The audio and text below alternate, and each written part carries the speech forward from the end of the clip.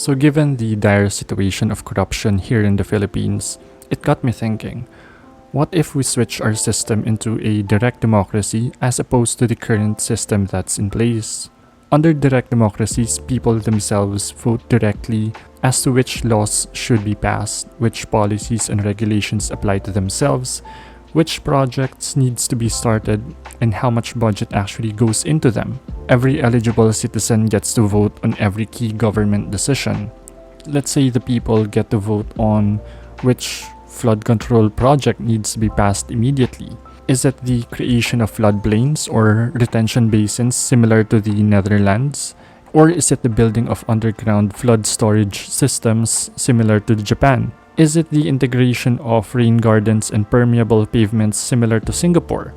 Thus, every city, every province, and every town's problems can be solved using solutions that are actually tailored to their needs, and not on the whims of politicians. The budget is actually voted for by the people.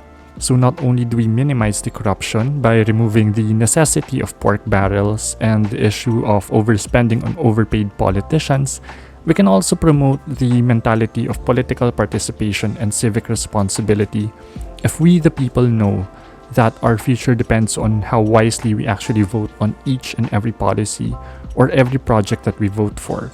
Regulation or policies, projects or programs, it all reflects the will of the people more accurately if we're able to participate more actively by voting for each policy directly. And it's not like we're living in the 1900s where we don't have the technology to support such a system.